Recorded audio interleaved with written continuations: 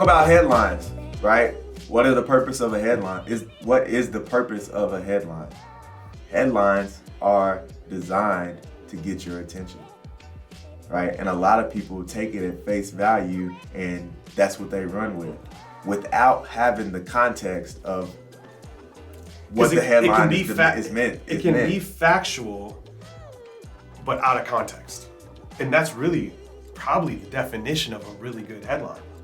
It's to get your attention. Factual, but out of context, right? It's like pulling something out of the middle of a sentence that's controversial, when really, when the rest of the sentence is there, it's a totally different meaning than what the headline said.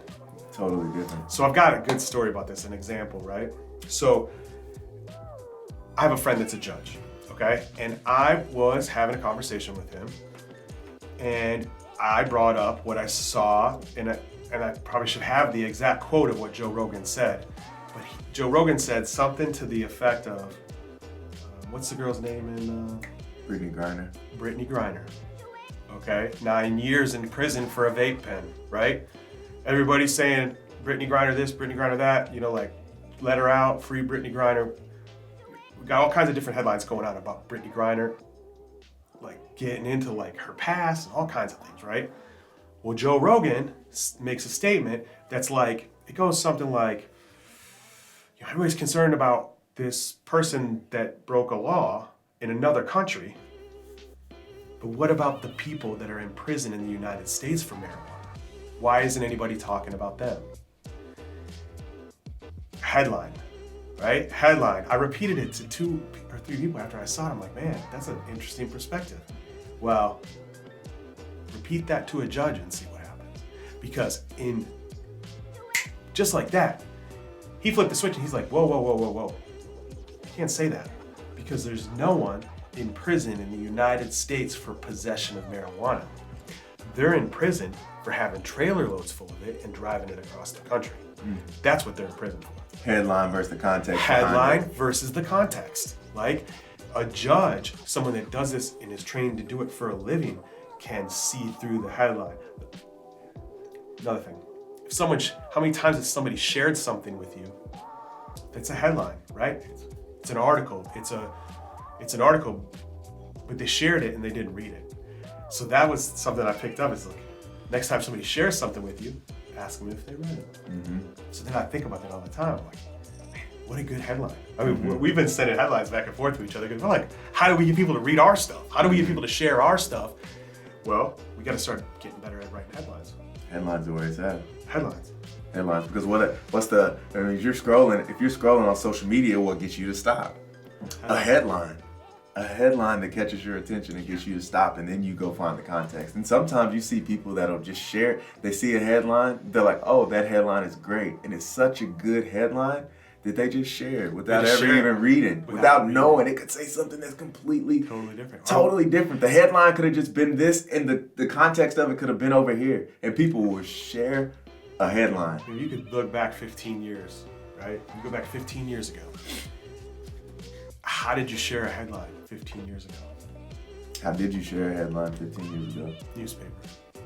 Like you would have to cut the clipping out. I mean, my brother-in-law sent me clippings all the time. Like he would see something, he would see an article that pertained to something that I was interested in. He would clip it out, put it in the mail to me, right? Like who's gotten a clipping in the mail recently? Like people don't do that. They just share it. They just click a button. They don't have to get the scissors out. They don't have to get an envelope. They don't have to put the address and a stamp on there. They just hit the share button. So I think like that's a perspective on what's happened. I mean, we've seen it in the political climate.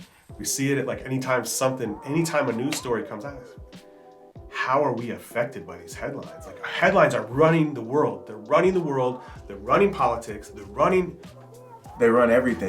Because if you watch the news, like the people that are writing those headlines are extremely skilled and well trained in what they do, because they get they get populations of people with their headlines. They get whatever they want, or the media, whatever they want. Their headlines are so good that whatever agenda they want moving at that time, people will stop and they can get that just based off of a few words that they say, they can get your emotions where they want them to be. Right. You get Headline emotions. versus fact. Headline versus fact. Context versus fact. But We're running around Living on shooting headlines at people every single day. Like, right, we run around just like what we're talking about. Whatever we allow in, whatever we're studying, we go out and talk about, right? And we lead with headlines. And sometimes we lead with headlines without even knowing any other context. And that's what I did, and the judge gave me a spanking. Judge gave me a spanking because here I am. I'm studying the headline game. This is like where my headline is. Like, I'm looking for the headlines. Like, I'm sharing headlines. When I see something really good, I'm like, man, this is amazing. I can't believe they got me to click it. And then I throw a headline out to a judge, and he was like, you can't say that. You can't say that. Nobody's in prison for possession of marijuana. It's really, really good.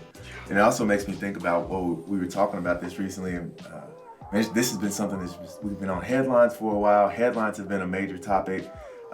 Value and feelings and emotions has been a huge topic. Being grateful. That being grateful leads to, we've also been talking about this thing that we heard from Tony Robbins recently about the 3 decisions that we're constantly making every single day. Really We all have 3 decisions. We decide what we focus on. We decide what that means to us, and we decide what we're gonna do about it. How crazy is that, right? We're always constantly, a headline comes to you, right? A headline comes, what do you focus on? Are you focusing on this side or this side? What does it mean to you? What's your interpretation of it? And then what are you gonna actually do about it? Right? Because we're going through that same cycle, those same 3 decisions all day, every single day. Give the example. Give the one that Tony Robbins gave. Okay, so the example, I got it. So here's an example of we choose what we focus on. An example of how we choose what we focus on, and go along the journey with me, because it's gonna get, right? But taking it to this extreme helps understand you choose what you focus on. So say you're driving down the road, say you have a dinner scheduled with someone, and you're running 30 minutes late. What are you focused on? You're focused on being 30 minutes late. Say all of a sudden your tire blows out and you're swerving down the highway. Are you focused on your tire blowing out, or are you focused on being 30 minutes late? And so you have a flat tire. And now say that as you're addressing the situation of fixing your flat tire, you get a phone call, and that person that you had dinner scheduled with and you're 30 minutes late for, that was your fiance. And your phone rings as you're fixing your tire, and your fiance says, hey, you don't value me, you don't appreciate me, and this is just another example of that, and I no longer want to get married to you because you don't care about me. Are you focused on being 30 minutes late? Are you focused on the tire? Or are you now focused on your fiance that just called you and said that they no longer want to get married? One step even further. Say as you're dealing with all of this, you get one more phone call. Except this time it's your doctor. And the doctor says that you only have 30 days left to live. Are you focused on the being 30 minutes late? Are you focused on the tire? Are you focused on your fiance at this point? Or are you now focused on, I have 30 days left to live? That's how, it's a very extreme example. Man. And you have to go along the journey to really understand that you choose what you focus on at all times. You choose what that means to you. And then you decide what you're gonna do about it. So every time we hear a headline or we're talking to someone, are we focused on the things that we have, or are we focused on the things that we don't have? In every situation is gonna be, you can be grateful. We come from a place of abundance every single day. And we're gonna all we're human. And we fall into that trap of focusing on the negative versus the positive, right? When you do focus on, it's so easy to do. And in fact, it's kind of like the world at this point has made that the norm. More of the normal is to focus and complain. If you come up to someone and you share that success, it's the headlines. If you come up to someone and you share something if you share some success that you're having, it's considered bragging. But if you come up to someone and you're sharing some negatives or you're complaining, they cuddle you and they hug you. I mean, it goes to like making money too, though. If somebody's making the same amount of money as you, it's not a problem. But if you're making more money than the other person, it becomes a problem. What do you mean? Probably shouldn't have brought that in there. I just thought about it I mean, the money thing, that needs to be cut out of there. Okay, well, in our world, it's like going back to and tying this into what you focus on, what it means to you, and what are you gonna do about it. Tying that into our world is, again, we can tie this back into ego and headline and everything that we've talked about today. Because with that, it's like on a real estate sale, okay? So you see this number up here and people just that's the headline. That number at the top becomes the headline, and that's all people see. And they, instead of looking at it as, and a lot of people that come into the real estate industry are coming from situations and backgrounds of stuff that people use it as like a plan B. A lot of people enter the real estate world as a plan B, whether they're coming off up some extra time. I'm coming off a divorce. I want to reinvent myself. I'm tired of working for someone else. They come as a plan B, right? And instead of focusing on like, oh my goodness, I'm getting trained by the best. I'm having more opportunities than what I ever would. My world is growing faster than what it ever, like my world is getting bigger than what I ever even dreamed possible. Instead of focusing on all the positives and all the things that are coming with it, people will focus on the, oh well, this is the little bit of money that I didn't make. Rather focusing on, I can crush it and make this amount of money, and I'm making more money than what I've ever made. Someone could be making more money than what they've ever made. And instead of focusing and being grateful on that, they choose to focus on the amount of money that they left on, that they not even left on the table, that they invested. Did it cost them to do business? That they invested to get the amount that they made. You're making more money than what you've ever made. But instead of focusing on, wow, I'm making more money than what I've ever made, and that changed my world and in the world of everyone around me, they go to a place of, oh my goodness, because I invested this amount of money, I'm not making. I think that Craig Goodliff said it the best when he talked about Gary Keller. Shout out Craig, by the way. Yeah. When he talked about Gary Keller, that's the extreme of it, right? Like, how much is Gary Keller's split on the deals that go through the company? Like, say it's only the $3,000 that comes out for the company dollar or whatever they call it, like your Keller Williams.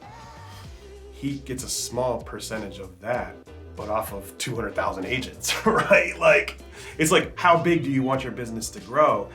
You know, how big, how far do you want it to go? How far is it going to go if you get 100% of the commission? How far is your business going to grow? What's the goal? Yeah, I mean, here's the thing: if you don't trust the people you're in business with, then you're in business with the wrong people. But if you want to grow and you want your business to grow, the people that have grown the very most in this business make the smallest percentage off of every transaction. That is crazy. That is crazy. And if you even take that, get outside of our industry and go to any other industry, look at the stock market. Those companies, Amazon, the more of his company that Jeff Bezos gave away, of course you get to a point to where you're like, no. I mean, if you're making a penny off of 20 billion transactions, like, what is, I mean, are you doing okay? Like, or whatever it is. I don't know what the numbers are there, but that's it. Focusing on the gain and the positive versus focusing on the gap and what we don't have. Man, this is good, man. I enjoyed this. Really, really good.